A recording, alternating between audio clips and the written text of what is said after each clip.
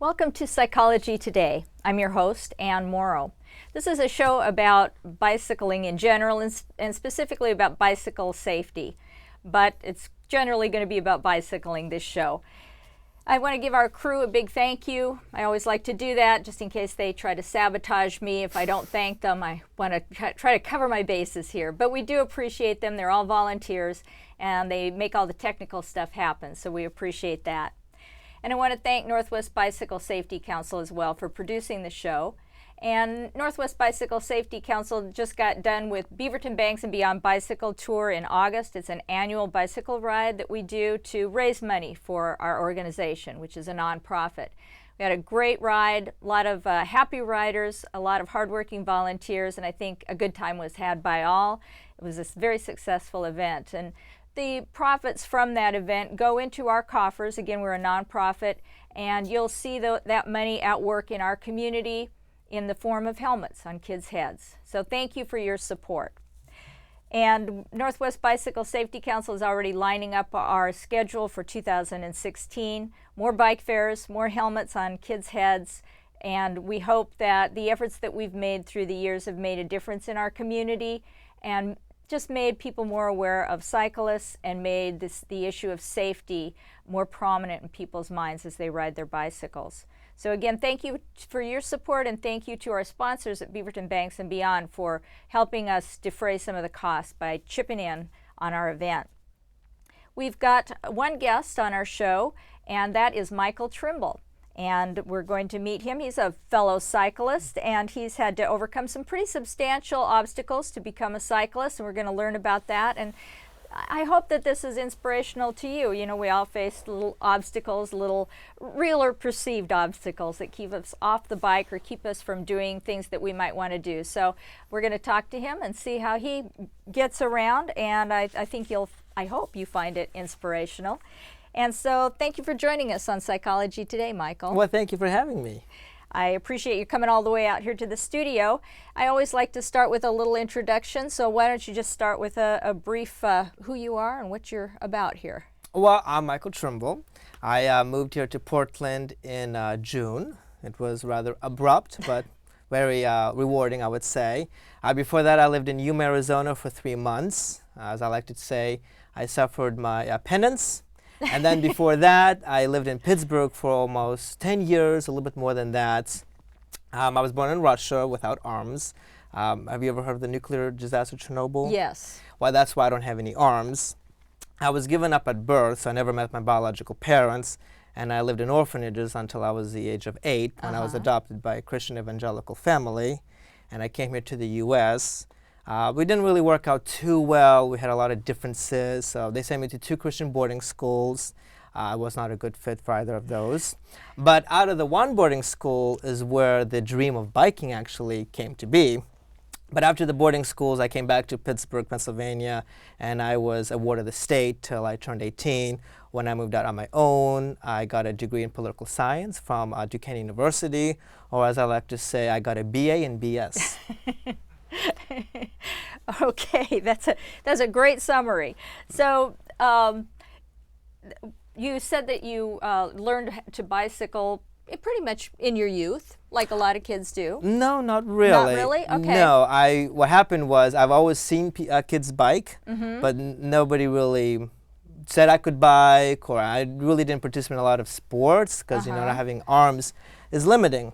So in my second boarding school, I was 11, 12 at the time. The pastor, what he did was he said it was ridiculous that I wasn't biking. Oh. So he got this old beat-up bike, took the handlebars out, got an old metal pole, and hammered it up to my nub, which is over here. And then I was driving it like that. And of course, he was out in the country, so I had nothing but gravel roads. So it was a very rough experience. Bloody. There were no third wheels or the stepping wheels. No training wheels for None you? whatsoever, no. It was very bloody, as it were. But I learned eventually, and I was able to go up, little hills, big hills, because the property was on lots of acres. So I definitely did a lot of biking there. But when I left the boarding school, I didn't take the bike with me. Yeah, okay. And so almost 10 years went by before I got the biking again. I'd always wanted to bike again after I left the boarding Oh, school, okay. but things didn't click. Sure. And then when I moved out on my own after Arborlee, which is a group home that I was in, I finally started looking in earnest about getting a bike.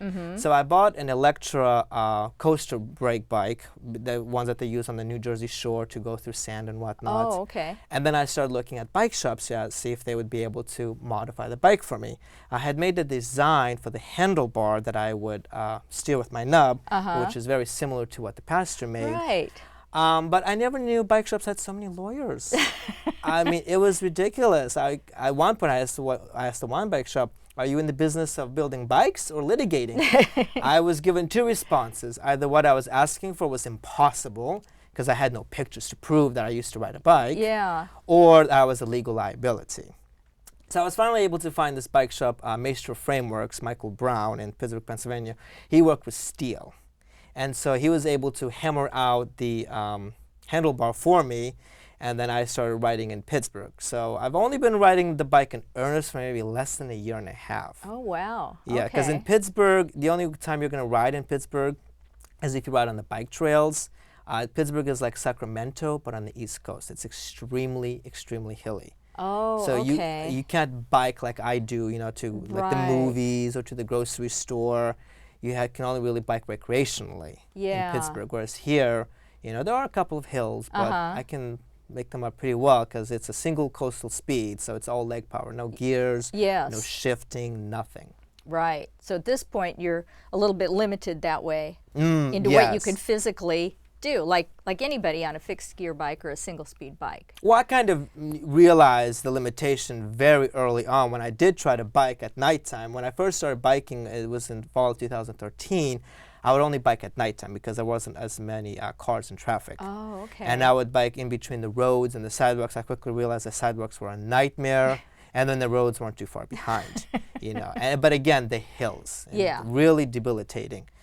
So at the time I had an attendant who helped me with like food shopping, take me to the movies and whatnot, and he and I would go biking on the bike trails and whatnot in Pittsburgh. Now, we'll get to some of your other physical activities in a moment later in the show, but bicycling is, what we're all about. Would you say that bicycling is kind of your main passion now that you're kind of into it? Is Oh that, my goodness! I mean, you're into yes, technical I stuff. love there's Okay. technical stuff, Yeah. technology, Yeah. movies, but biking, it's a sport that I am realizing that everyone can do, whether you have a disability or not, whether you're blind, deaf, if you're missing an arm, missing a leg. It's the one sport you can participate because any type of modification can be thought up of. I mean, with the Yeah. blind, they use tandem bikes, Yes. or the deaf, they use tandem bikes or whatnot. A lot of military vets, there are organizations that actually build bikes for them. Whereas basketball, you kind of need the Yes, stuff, yeah. I realized very early on I was not going to the NFL. I accepted the fate and I moved on. Smart little guy, weren't you? What can I say? So you talked about the people that were kind of against this, kind of tried to dissuade you that Oh, A, not it can't be tried, done, and they did. or I'm not going to help you because you'll come back and sue me. Right. So you've kind of overcome that, finding the right people to help you. And so who's helping you here in this area, in the Portland area? Because you're getting to that, trying to get a different bike. Well, in Pittsburgh, I had Maestro Frameworks. They're the ones who got the ball rolling. I'm in Yuma, Arizona. Okay. I had a Little Belgium Bicycles. It was a brand new shop that opened up, I think about a year ago or something. And I came to them, and I literally only gave them 3 days. Because at that time, I was flying back and forth between Phoenix, Arizona to Pittsburgh because I was contemplating whether to make a move out to the west. And so I told them, well, I would like a bike that's got gears. I'd be able like to go anywhere and everywhere. And the initial design was it was going to have 3 gears because we didn't want to do shifting. And so just as I was about to leave back for Pittsburgh, they called me and said, oh, we have your bike ready. I'm like, you're kidding me. So I went and looked at the bike, 11 gears, electronic shifting, but of course they had to give handbrakes to a guy who has no hands. So initially I was able to ride the bike, but it was very dangerous because what they did was they put the handbrake out on a pole that stuck out of the bike, like on the middle frame over here. And so anytime I would brake, it would mess with my equilibrium. And I got into a couple road streets too many times I was like saying, this is not safe. Yeah. So we went back to the drawing board, but by that time, though, Mike had come into my life, and I had moved to Portland. So had I stayed in Yuma, they probably would have finished it because they were talking about a telescopic handlebar. So with my nub, I can lean in or lean out. Because right now, I ride in a 90-degree angle, which is not very aerodynamic. No. So I've discovered River City bicycles. There's a gentleman by the name of Jeff. Absolutely amazing. Anytime something goes wrong with the bike, he's the only one I will go to. Really nice people. If you need a bike shop, River City Bikes it is. I know they're not paying me. But I do love them. It's good to have a bike mechanic in your back pocket. Yes, because a lot of people they're not really familiar with coastal brake systems. Yeah. You know. So we've kind of talked about things. We do have a video that we're going to share from your time in Yuma that was filmed, I think, by one of their television stations. Yes. So we're going to watch that video and let the viewers see that so that they can see what it's like when you ride a bike and get a sense of all that. So let's go to the video with him riding the bike. 1986's Chernobyl plant explosion in the Ukraine is the worst nuclear disaster in history. Lethal radioactive chemicals released throughout Eastern Europe caused death and physical changes, some that are still present to this day. I was born in St. Petersburg, Russia. I don't have any arms because of the Chernobyl nuclear disaster. And I actually consider myself lucky not being born without arms because a lot of people who lose their arms have to learn a whole new way of lifestyle. Michael Trimble was adopted and brought to America in 1992, and he can pretty much do most everything you do. But everything you can do with your arms, I can do with my feet. Clothe myself, shower myself, cook for myself. 2 months ago, he moved to Yuma, where he continues to surpass physical limitations. But there was one thing he really wanted to do: competitive cycling. But everyone kept telling me what I wanted was impossible, I was a legal liability, it was just not going to happen. Then along came Yuma resident Samuel Bell. It took the bike shop owner 2 weeks to come up with a design that would allow Michael to commute more comfortably across Yuma and have a shot at gold. He pretty much said, hey, here's what I would like, and left it up to us to get it done. So I think we enjoyed the opportunity to help him get on something that'll improve his way of life. They've built a light bike, half the weight of his old one. In place of handlebars, there's a special attachment that Michael wears on his shoulder to help steer. And I have a nub here that I put it into the little U circle thing, and this is coastal brake, so when I stop I just go like this. But Michael's got a need for speed, which means multiple gears and a handbrake. The biggest challenges for us were the fact that he wanted multiple gears, that and the braking. So when you add in anything more than 3 gears, you have to go from a coaster brake, which you use your feet to brake with, to a hand brake. Because Michael doesn't have arms, finding a way for him to brake with a hand brake was going to be a challenge. And as Michael challenges himself to ride across all types of terrain and at higher speeds, they've inputted this electronic shifter that will change the way he rides, unique to this bicycle in particular. With Sam's help and Michael's perseverance, you can now look out for the inspiration on wheels coasting on the open roads. And his next challenge, the Paralympics. Yeah, so if you see me on the road, feel free to honk. Reporting in Yuma, I'm Ella Sugamonian. And yes, I can also wave. So I think that's very helpful to have that video. And the bike that you rode, it was the single speed with the coaster brakes. Right, that's the one I'm still riding now. Okay, okay. So, you not only need a bike mechanic, but you need an engineer. You need not just somebody that can fix a bike, but somebody that can really think outside the box. How can we make this work? And you've found some people like that, and how fortunate is that you've come into contact with these people? Oh yeah, Little Belgian Bicycles, they completely blew me out of the water. I did not expect what I got, And had I stayed in Yuma, they probably would have finished the job, but I had moved to Portland instead. So now I'm working with River City Bikes, Jeff, who referred me to his good friend Adam, who does nothing but adaptive bikes. I see. And so we've had 2 visits with Adam. We actually last week finally just figured out how we're going to do the shifting. He thought he was going to have to put the shifting and the braking mechanism on the main frame like this. But what we're going to do now is, I don't know if you saw in the video, the handlebar where the U is. Yeah. We're going to put the shifter on there, right at the tip of my nub, and then I'm going to control with my chin. Okay. So that's how we're going to do the shifting. We're still trying to figure out the hand braking. Sure. Because we want to be able to brake easily, but we don't want to be braking accidentally. So that's going to be the next step. None of us want that. No, no, no, no. Well, that's great. Why don't you describe a little bit of the evolution of Michael Trimble as you became a bicyclist? What have been some of the trials and tribulations in your most recent venture into bicycling? Some of the tribulations and some of your ecstatic moments. Certainly some of your ecstatic moments must be working with these bike shop people that are helping you. Goodness, I mean, yes. but Yes. anyway, tell us about that, this journey. Well, my main trouble really hasn't been biking per se, it's geography. I have no sense of direction to save my life. I mean, if I don't have my iPhone with Google Maps or Apple Maps, I don't know where I'm going. So in Pittsburgh, biking really wasn't an issue because I didn't do a whole lot of biking. In Yuma, I was definitely going to do a lot of biking, and I did, a lot of my own independent living because back in Pittsburgh, I had an attendant, my friend Tim, who I met in Arborley, and he would take me food shopping, take me to the movies and whatnot. Whereas in Yuma, I was living by myself. I had a friend, his name was Roy, who would help me, but in Yuma, you have to drink tons of water. So I would bike to the local store, which is about 10 blocks away. I had one of those totes that you get from Amazon, and I would carry a 2-gallon water jug in that tote, and I would bike all the way back up. So I definitely use it for like independent living.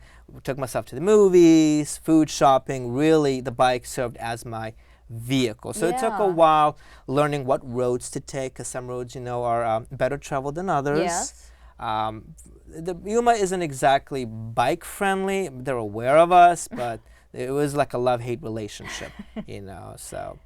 But mine is the geography, it's learning how to go up hills, because when I first started biking, I was barely breaking 8 miles an hour.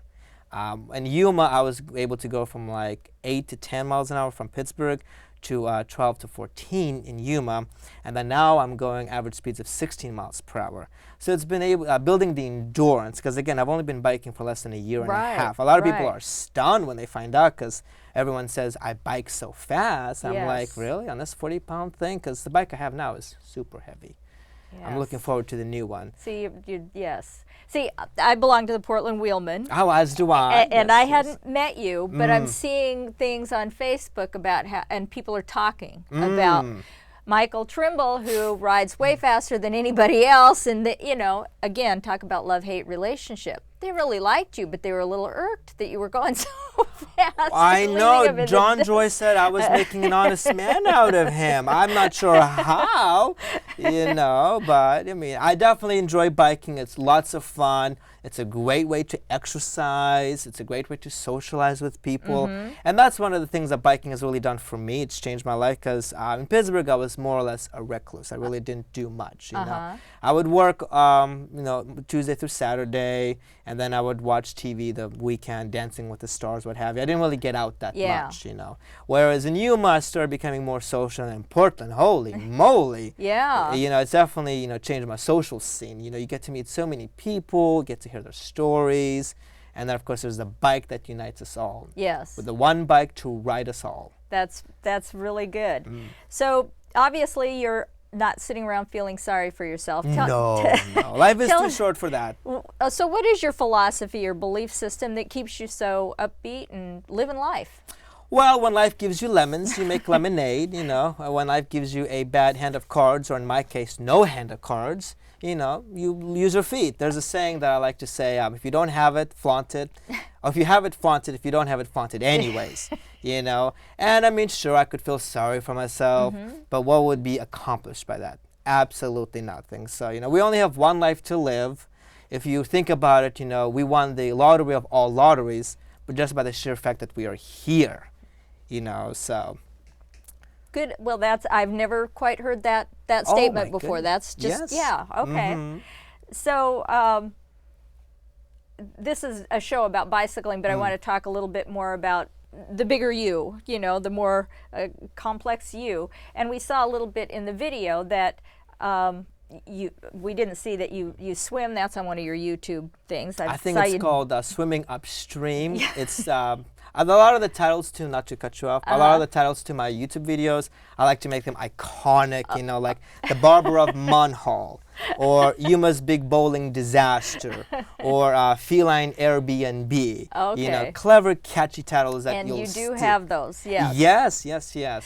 So there is on YouTube you jumping in water, Oh you my goodness. bowling, and Yes, suffering the yes. same frustrations the rest of us do. Well, it's funny you say that because the one time we weren't filming, I actually did get a strike. Oh, okay. I know. I was like, oh, That, again, the frustrations we all have. yes, yes. And also, you're a competent cook and care about the Oh my food that you goodness, put inside yes. your body. So tell us about some of these other interests that you have and some of your cooking and things. Well, back in Pittsburgh, I got a Vitamix because I wasn't very always healthy as I am today. I had very high blood pressure. In fact, it was stroke level. So Whoa. I was on 4 different medications. And then I'm sure we've all been guilty of this, but we're up at 2 o'clock in the morning watching those crazy infomercials. And they had the one on the Vitamix.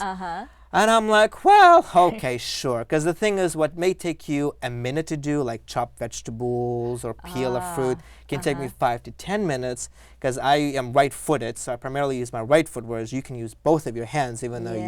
you're primarily left-handed or right-handed. So they said, you know, you can lose all this weight, you can make this amazing smoothies. And I'm like, oh, okay, because prior to that, I was eating a lot of Michelinas. Those are frozen meals from Walmart. So I got the Vitamix, and I started making smoothies. And over a course of 3 months, I lost 10 pounds, and my blood pressure completely normalized to a point that I stopped taking the pills altogether. When I told the doctor, he of course had a heart attack. He was like, "You cannot go off of your pills, Mr. Trimble. This is not advisable." I said, "But I have the Vitamix." And he took my blood pressure several times, and it was normal. He was like absolutely stunned. I mean, I'm a testimony that what you put in truly does affect you. Yeah. You know? So I made a lot of smoothies. I made actually my own ground chicken for Tiger, my cat. I put in a raw chicken bone with the meat and all in the Vitamix, turn it on, in seconds, beautifully ground chicken. Oh, okay. Oh, my- The bone and everything. Oh huh? my goodness, yes, Okay. yes. Same thing with the fruit.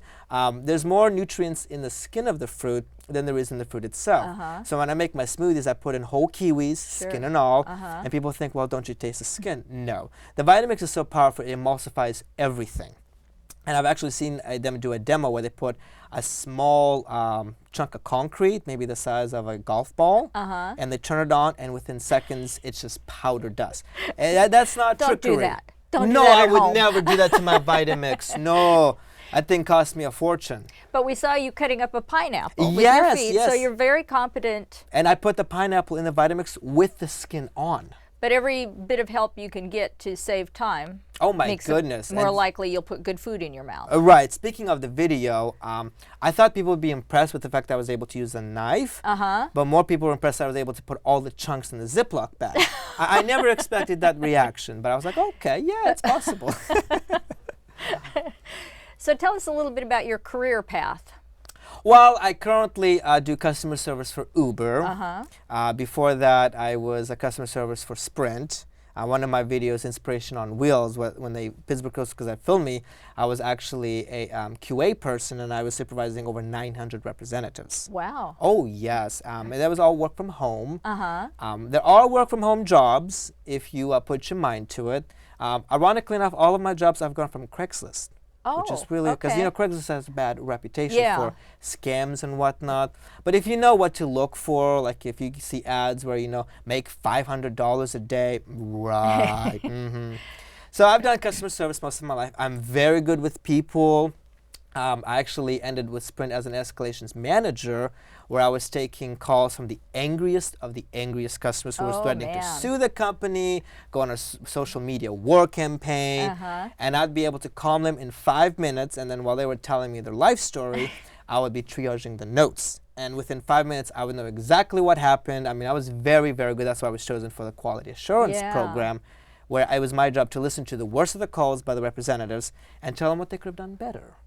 Ah, Oh, yes, yes, yes. there's definitely an act to it. There is. You have to be able to empathize. Yes. You have to be able to listen to what is being said as well as what's not being said. And then after Sprint, I did some college recruiting where people would go to a website looking for a job, and then they would tick off, I'm interested in maybe some college prospects. Oh, right. So that was a lot of cold outbound calling, very interesting. And then Uber came in, which was November of last year, and that's another work from home job, and I support the drivers. So they write in with inquiries, whether it's to do with their fares or the rider was rude or what have you, and then I answer their inquiries. So. I see. And that gives you ability to move from Pittsburgh to Yuma to Portland. Yeah, that's the wonderful thing about working from home is you can work wherever you have an active internet connection. Great. Glad you're here. So the adjective inspirational is frequently used about Michael Trimble. But what inspires you? Well, for the most part of my life, nothing really. Like I said, I've kind of lived as a recluse most of my life with orphanages and then the two group homes with the State of the Wards and whatnot. But actually, it's funny that you mentioned that. I guess I was inspired by Mike. He actually sought me out on Facebook. And he asked if I would like to live with him. I was like, okay, well, how much do I pay this? And I said, oh, nothing. I'm like, what? Because the saying, if it's too good to be true, Yes, it is. yes. Well, no, this isn't, And I don't know if you know this, but I am an atheist. After years and years of being indoctrinated with evangelicals and whatnot, I've just said enough is enough. And, I've seen a lot of people who, profess to be Christians and try to be all holier than thou, but they don't live the life. They talk the talk but don't walk the walk. And the one thing that Mike has done is he actually walks the walk that he preaches. He's selfless, he helps people. We're actually trying to get some other kids from the Philippines and Afghanistan to come over so they can train for the Paralympics. And I've never seen somebody who actually truly lives what he preaches. Just altruistic, no need for anything coming back. Exactly. Wow. And if more people were like him, the world would be so much better, and that's truly moved me and inspired me. I'm like, wow, like there are people who are truly, say what they are, Yeah. Well, I'm glad you guys got together. Yes. And it I'm was glad quite coincidence because I actually was supposed to sign a lease for a year, and literally, like the timing could not have been better. And then, like 3 days later, I was flying off to Portland, Oregon. Yes, and the cat traveled with me. So what elements of the Portland bike culture are you enjoying? Oh my goodness. First of all, the friendliness.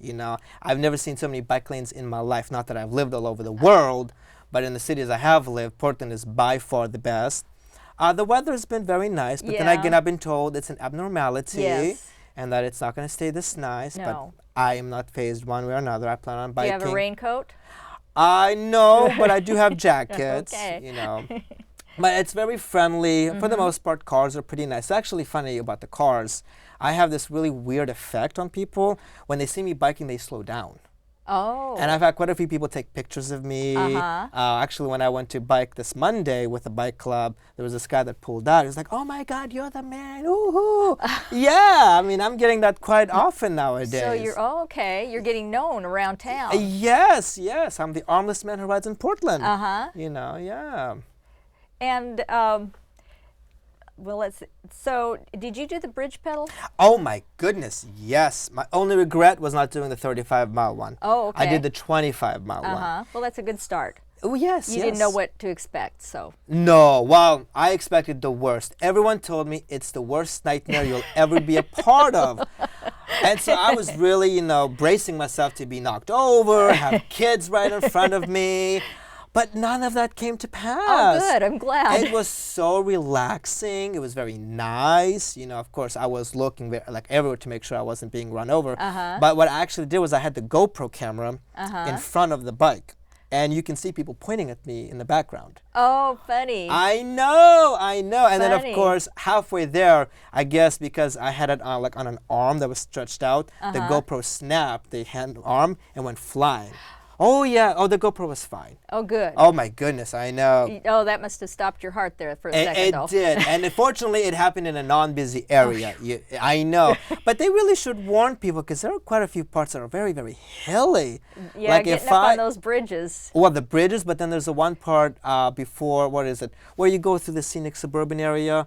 It's before you cross, is it the St. John Bridge? Or the, well, yeah, right. there's St. one part John's. where it's a huge hill and it's long.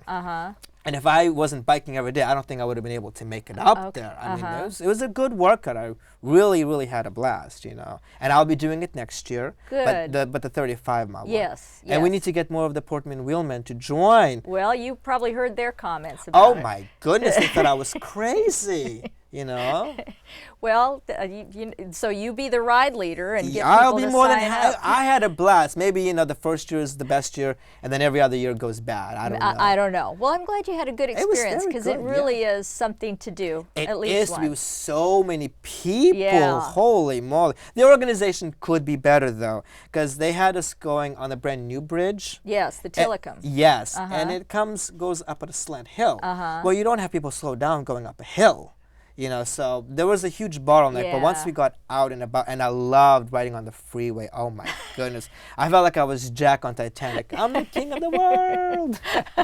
Of course, I couldn't do that, though, because I had to Yes, focus on pedaling. Good. I'm glad, or you might not be here to talk to us about No, this. that would be horrible. Yes, yes. So one last question before we go to another video. So you recently did try a recumbent bicycle, I think. No. You didn't try a I did thought I not. saw on Facebook or video That or was a something. picture of me standing next to Chuck's bike. Okay, He you didn't uses a try riding recumbent. it, though. I've thought about recumbent bikes, but the problem is maneuverability. They're huge, and I need to be able to manage a bike by myself if the Yes. worst should happen. Yes. Because I can actually lift the bike. If the viewers go to Inspiration on Wheels, they actually Right. film me taking the bike out of the door and putting it on the ground. Yes. Yes. So like many people, you have your bike in your apartment at that point, yeah, and this you was in had to get it Pittsburgh. outside to ride it like everybody else would. And you're right, you did that independently. Oh, yes. But you're right, with a recumbent. It would be very hard. I mean, I can put can't the bike imagine. in the trunk of the SUV. I actually brought the bike today. you know, Yeah.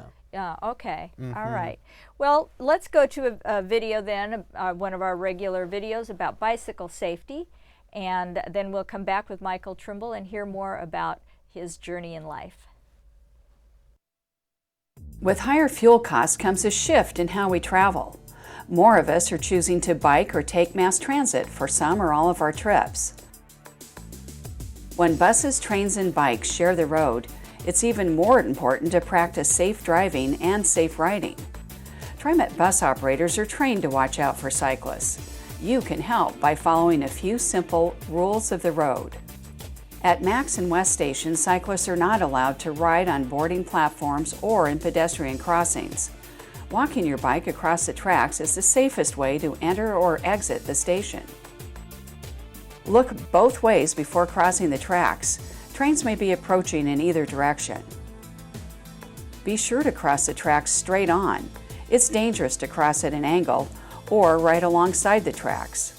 It can cause your wheel to slip into the track bed and result in a crash. To be safe, walk your bike across the tracks.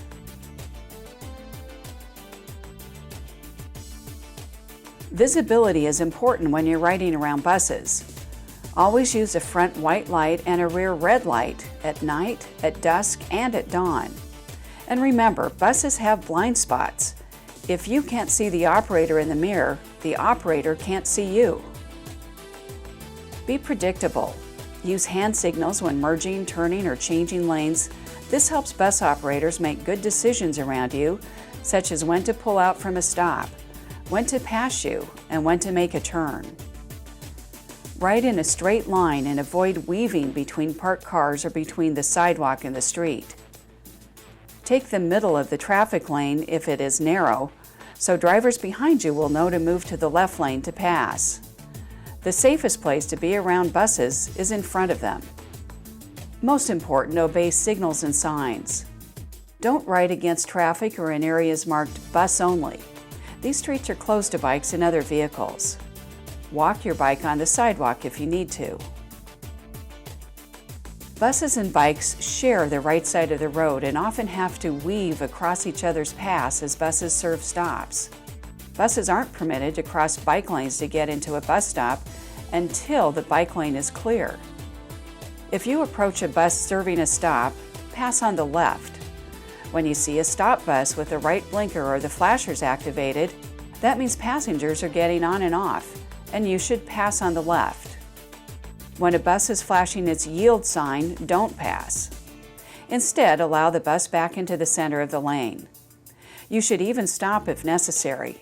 Yield signs allow buses to get back into traffic after they leave stops so they can stay on schedule.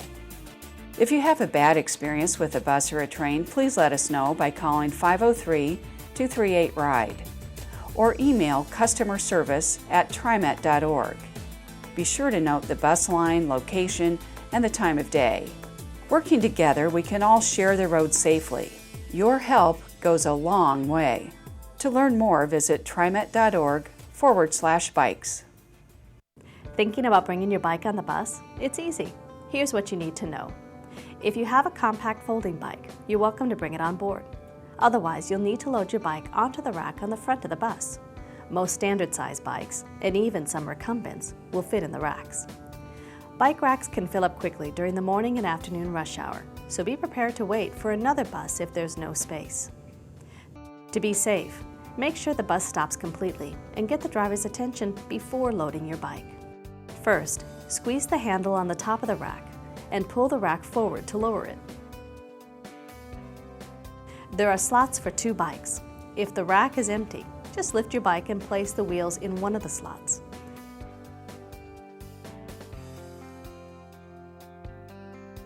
Then, to secure it, slide the metal bar up over your front wheel or fender as close to the frame as possible.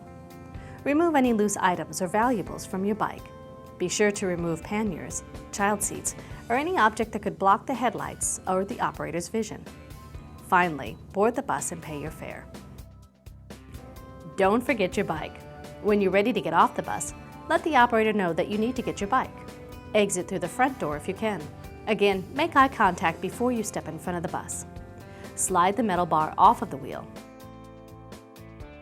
Then lift your bike out of the slot and fold up the rack. Never cross the street in front of the bus unless it's stopped at a red light. And that's how you bring your bike on the bus. These days, more and more Portlanders are using pedal power to get around, and a growing number of cyclists are combining their bike trips with transit. If you're planning on bringing your bicycle on Max, here's what you need to know.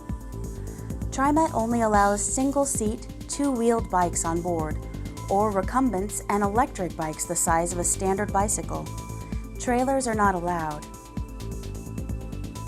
Bikes are allowed on Max only if there's room, so try to make your trip before or after rush hour. If Max is full, you need to wait for another train. When Max arrives, allow other riders to exit and enter the train first, then walk your bike on board. Inside, look for the signs that show where bikes may be stored. If a vertical rack is available, use that one first. Remember to keep your bike as clean as possible and try not to brush it against others. Always yield the priority seating areas to seniors and people with disabilities. And be sure not to block the stairwells or aisles. If you're on a train with steps at the front doors, bikes are not allowed at the top of the steps. When you practice good bike etiquette, it makes the ride more comfortable for everyone. Happy riding, and we'll see you on board. So that's a great video by TriMet to help us understand how we can use our bikes and public transportation to get around. Sometimes that really enables us to get places we might not otherwise be able to get just by using public transportation. So we really appreciate that. And we're back with Psychology Today, and my guest is Michael Trimble. And Michael, I'm going to ask you, can you change a flat tire? I cannot, but that's not to say I haven't tried to learn how to do it yet. Okay. Fortunately, I've been lucky. I have had a few flat tires. I actually had one about 2 weeks ago, believe it or not, where we knew it was deflated, but we inflated it and it inflated it up. We didn't have the air escaping. So I went biking on my usual route, and of course halfway through, ka-dunk, ka-dunk, ka-dunk, ka-dunk, ka-dunk. I was like, oh boy. So I ended up cutting my bike ride short, and I posted on Facebook, obviously. I post all of my bike rides on Facebook, you know. And we had to go to River City, and Jeff, because we just got in the back wheel, that's the one that went bad, with I think it was a Shimano coastal brake, something like that. But it was supposed to be like a tire and tube that wasn't going to puncture. Yeah. And he was quite upset that it punctured so easily. Ultimately, it was a staple that got it. Who would ever thought? Yeah. So the front wheel had a flat, well, not a flat, actually went into a guard post when I was biking in Yuma, Arizona. And I hit it dead on and Yeah. you know. Yeah. So we got the slime tube lube for that. Right. And I haven't had a flat with the front ever since. And, you know, I go over glass and whatnot. I'm not exactly too careful where I bike, as you know. And then the back wheel got it, so we ended up putting slime lube in that, and hopefully I won't have any more. But it is something I am geared to learn, so if I do get a flat, Yeah. I can change it. But fortunately, I do have Mike, so Yes. he's always a call away. Exactly. He may be sleeping, but one or two more calls, and he'll be like, oh. That helps. It does, it does. Or call Uber. Well, that's true, but most Uber cars don't have bike racks. Ah, you okay, know. okay. Yeah. So, and I'm not going to leave my bike. No. You know, Oh, no. Because it's one of a kind, and it's very hard to replace. Yes. You know, it's taken a lot of energy and resources to get the second bike up and running. I mean, I still am not riding it, and I've spent a fortune on that thing. My goodness. So it would be nice to be able to ride it. You know? I'm sure you've spent. When do you anticipate being able to get on it? Well, Adam is, I think, outsourcing some of the stuff. The handbrakes is the most difficult thing because we have to get it right. There can't be any shortcuts with that. Yeah. So we figured out the handbraking. I think we're going to use River City bikes for the wired tubes because the shifting is electronic again. And we're going to run it through the handlebar because it's hollow steel. And so once we figure out the handbraking, I believe then I'll be able to ride it, you know. And then we're going to have to focus on a third bike. This one is not going to have much modifications because we're going to try to mimic what is in the Paralympics. Because in the racing there's two types. There's the one that you go on a track, and then there's the one that you actually go like on a 25, 30-mile ride. Oh, okay. The one in, I think it's the Velodrome? Velodrome, yeah, yes. That's it, right. So that would be the track Yes, around that in a one circle. has no gears and no brakes. Yes. I'm like, holy moly, you know. So I'm going to try to learn how to ride flat. So that's going to be quite an adjustment. And then if I do the riding one, where it's a 25, 30 miles, I'm not sure what we're going to do because Mike was looking at some literature. And the Paralympics committee is rather silent on people without arms. There are people with one arm, one leg, dwarves, you know, hard of hearing, blind, but there's not a whole lot of literature on people without any arms. So, because they have specific parameters on what your bike can and cannot have. I guess they'd have to. Right. So kind I of guess level the playing field somewhat. Well, I don't know if it's really a level playing field, you know. I mean, if somebody's only missing one limb, like say an arm, is it really fair to go up against them? Because I have maybe two legs, but I have no arm. So I don't know how they do the whole classification system. But it's going to be an interesting, let's test the waters out, you know. So you're gearing up, hoping, you're kind of setting a goal for yourself, the 2020 Paralympics? That's probably most likely. I wouldn't be opposed going to Rio de Janeiro. I hear it's a beautiful place. You know, I don't know though if the time is going to allow us. You know, I mean, I do bike every day. When I got here, I was biking about 6 miles a day. Now I'm biking 11 miles a day. And then I usually take Sunday off. So I'm building up my endurance. Obviously, though, we need a more aerodynamic bike. You know, so if I can go for the 2016, that would be fantastic. I'm not really shooting for that. If it happens, it happens. But 2020, though, will be the real deal. Yeah. You know? Plus, it has a nice ring to it. 2020. It does. Perfect eyesight. Perfect year to compete. So what do you see as increasing your goal, increasing your endurance? What do you see as your smaller goals to achieving that Paralympic status, to getting there? What do you mean smaller goals? Well, usually you have to set small goals to reach a big goal. So, so you need to be able to ride 50 miles, or you need to maintain an average of I don't know what. Well, that's have what you figured that out yet? Right, that's what I'm doing. I'm building up the endurance because I used to be exhausted at 6 miles. Yeah. You know, now I'm building it up. I have a basic route I kind of more or less made up. You know, it involves San Rafael. It involves the bike path along the freeway, a bit of 122nd, but I go there every day, usually after work. So staying pretty close in.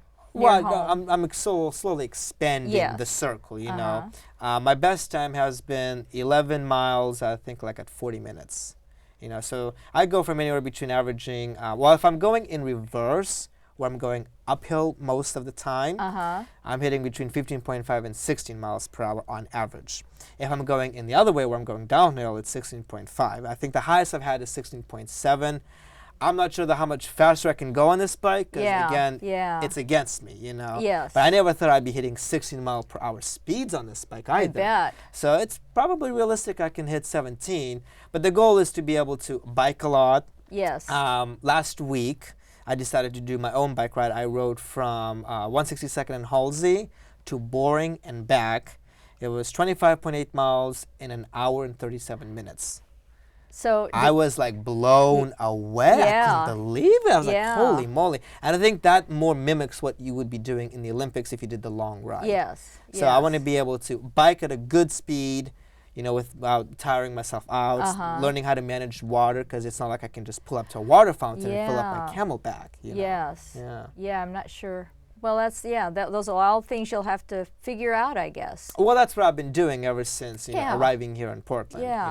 You know, yeah. Well, good for you, and good luck with that. Oh, well, thank you. I will definitely keep everyone abreast, you know, on Please, Facebook. yes. Oh, I probably post too much on Facebook, but you know. Well, you know, the beauty of Facebook is you can scroll right on by it if you know. Well, I would hope people don't scroll right on by. Sorry. All that work for naught. Holy moly. So I asked you about the recumbent, and you explained the difficulties in that whole concept. What about a tandem? I've never thought about a tandem. Probably it would be better if I was in the back. And I wouldn't have to worry about steering. But the only problem is I don't know how I would brace myself.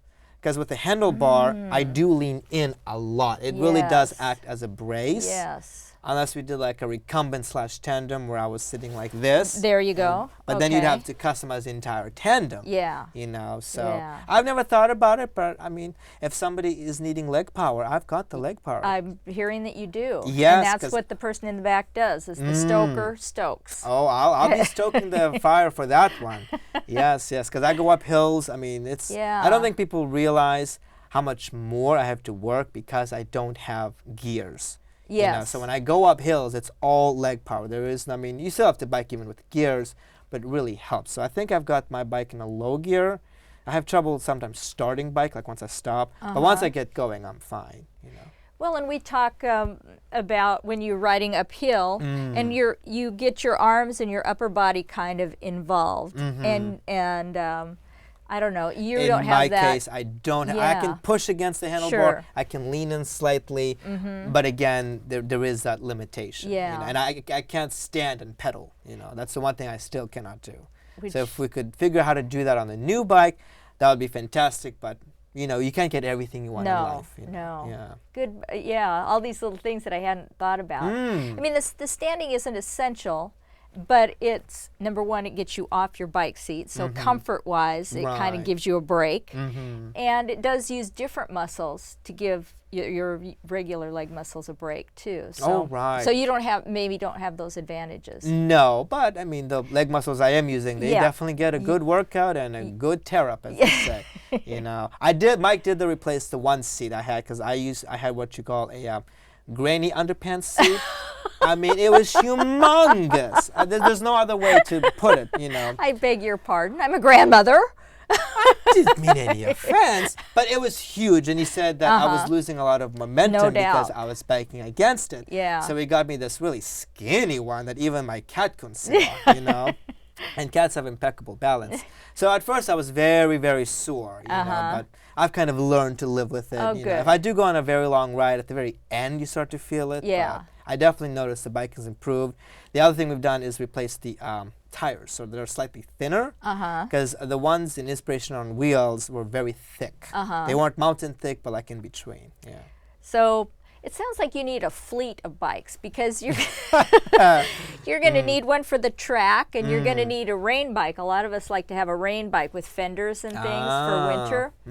And you know, you need for just riding around town, the bigger tires, so you're sure not to have a flat tire, and then one to go out road riding and train for the Paralympics. So I think I can get by with 3 bikes. There's the new one, which will be used for like the fast, and there's one I can train for the Paralympics, and then the 40-pound one. Yeah. I'll probably take that to like the movie theater. Sure. Because who's gonna steal that? They look at it and I'm like, what am I looking at? You know? yeah, with no handlebars. Well, it's got the U, but I mean, Yes. it just looks, you know, weird. I bet I bet when you just see the bike, you Right, wonder, they're like, what's what is wrong? that? Well, yeah, I probably will not take the new bike, you know. No. Although it'd be a lot easier, you know. Good point. Well, you're right. Yes. You can probably get by with And you 3. can't you add those like little rain stuff on the back of the wheel? Absolutely. Yeah. Absolutely. I think 3 bikes is probably enough, you know. You know, John Joy has about 26 bikes. No, because he always rides that single speed one, and I have tremendous respect for him for that, you know, because he actually knows what I go through. Yeah, you yeah. know? Yeah. Plus, blue is my favorite color, and I Oh. love blue, and he has blue bikes. Yes, so, he does. Yes. So, why don't you share some of your best cycling memories with us and what made them so good? Well, the bridge pedal, that was very Okay. fun. You know, I've never been with so many people. I mean, it was definitely quite a shock to the system. I mean, I really was like, I guess, on eggshells because I thought I was going to be run off the road. I mean, everyone painted it to be such a horrible nightmare. So I really went in with like, you know, a bad viewpoint, but it was amazing. Were you a little bit nervous going in? I mean, were you like butterflies in your stomach kind of Well, nervous? the plan was that I was supposed to bike with Mike, but he ended up not being able to do it, so it was by myself. Okay. And I had never been in that type of event ever, you know, so it was very nerve-wracking, but, you know, I survived, you know. And then the second best bike ride would actually be the one where I went from 162nd Halsey to Boring and back. I mean, I just could not believe how well I biked that day. That would make you feel really good. Yes. And probably because you work so hard, the endorphins are going and all that yeah, good and stuff. mind you, a lot of it is on Stark Street, so there's, you know, timing, the lights and all that stuff, because I do not like to stop. It's against my religion. You know, it's like, you know. I bet it, yeah. That makes sense. And how about, have you had some really bad biking times? Well, no, not really. Well, Yuma was a disaster altogether because there were no bike lanes. You were on the shoulder on the highway. Cars really didn't care for you. Although I did have my first major crash on Monday, believe it or not. Oh, you did? I did. What happened? Oh, well, I was, this was the very first time I was actually able to keep up with the front group. Usually they bike way too fast. I don't know how I kept up, but somehow I did. And then, you know, the street right before you go into that, what is it called, the park before you go to Jazzy's Bagel? Yeah, but in Gresham at Main Street. Right. No, not Main Street. That's before, when you pull in. Some of the bikers go up that little hill, which I've done as well. Oh, okay. Well, I noticed this guy cut in front of me.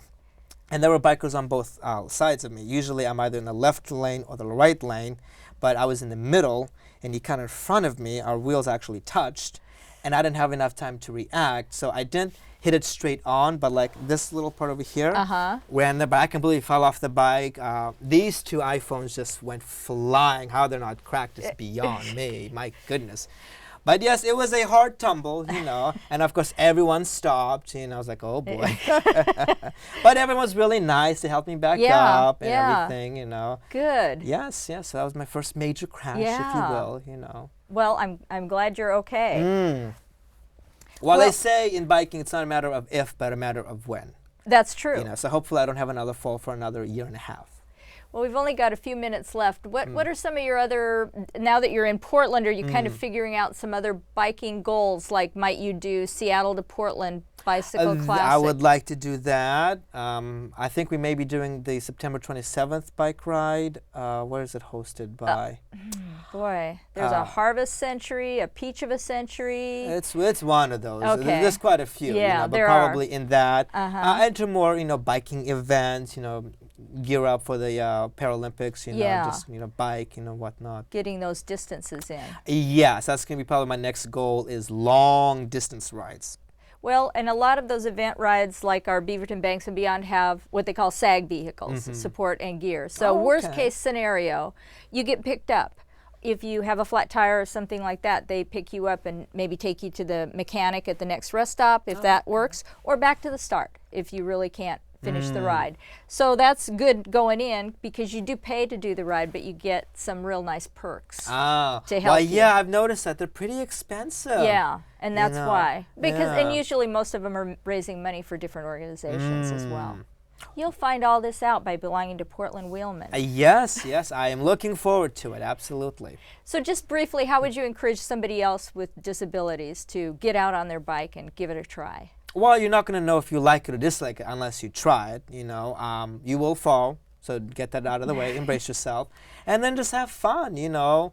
Find a way that works for you. Just because my setup works for me, another person who has the same physical characteristics of me, it may not work for them. So, you know, don't care how it looks, you know, find what works for you. Try it out. You know, it's definitely always more fun biking with other people. So if there's a bike club, definitely join them. I mean, Wheelmen have been absolutely supportive, amazing, you know, really, really good experience. Well, good. Thank you for that good advice, and we certainly wish you well in all your endeavors, Michael. Thank you so much for taking time to join us. And thank you for watching. I hope you've come away with a little bit of information from Michael about, you know, his journey, and you can have a journey of your own, and whatever that might be, as he said, whatever works for you. So come out and join Bruce and I. We do rides all the time with Portland Wheelman Touring Club, and go ahead and look on our website, pwtc.com, and look at the ride schedule. Find a ride that sounds like something you can do. We have easy rides and slower rides, and come out and join us. And as Michael was saying, everybody's really supportive and helps you learn skills, learn the laws, and just learn how to ride. And if you're geographically challenged like Michael is, and don't know where you are and where you're going, we'll stay with you, and we give you maps and cue sheets and things so that you can find a nice route and enjoy a nice ride with other people who are doing the same thing as you. And Beaverton, Bike Beaverton is coming up on September 13th. Northwest Bicycle Safety Council will be there. It's kind of our last little thing for 2015, one of our last events. It's a fun event altogether, Bike Beaverton. So check that out and come see us and get a helmet fitted if that's what you need for your child, maybe back to school, riding back to school, need a helmet that fits for your child. Come out to Bike Beaverton. And we also have the Washington County Bike Map. That's if you're geographically challenged. That's one option for you, is this nice map that helps you find good bike roads to ride on rather than picking and choosing dangerous roads. Thanks for joining us, and we'll see you next month.